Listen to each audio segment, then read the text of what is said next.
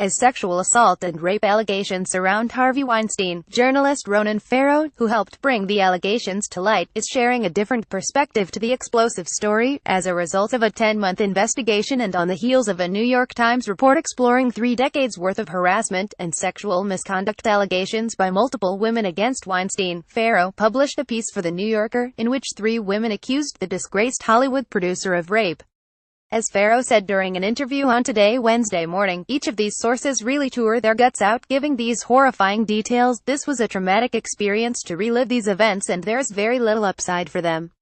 In response to Farrow's piece, Weinstein's spokeswoman, Sally Hoffmeister, released a statement. Any allegations of non-consensual sex are unequivocally denied by Mr. Weinstein. Mr. Weinstein has further confirmed that there were never any acts of retaliation against any women for refusing his advances.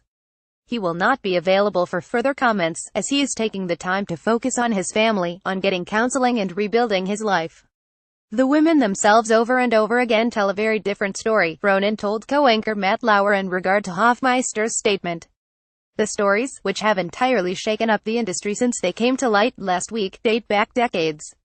As for why the allegations are ultimately coming to light in 2017, Farrow attributes the timing to a mix of profound guilt and a change in the culture and power structure. Of these 16 executives and assistants who talked to me, over and over again I heard from them, we feel a profound sense of guilt about what we saw and our silence about it for years, he described to Rachel Maddow on her eponymous MSNBC show Tuesday night.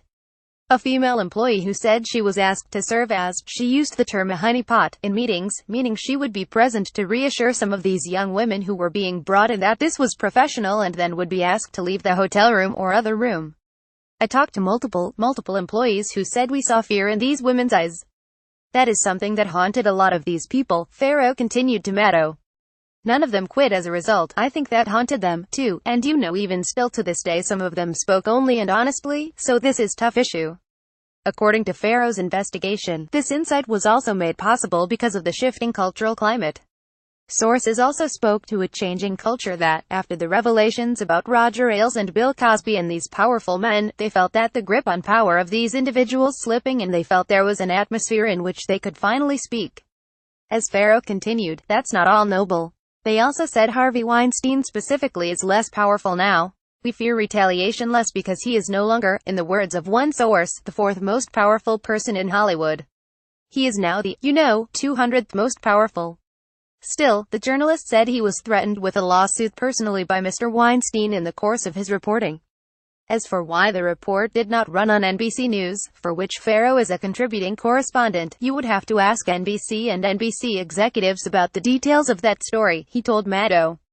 I'm not going to comment on any news organization's story that they did or didn't run, as he added. I will say that over many years, many news organizations have circled this story and faced a great deal of pressure in doing so. MSNBC and NBC are all a part of the NBC Universal family.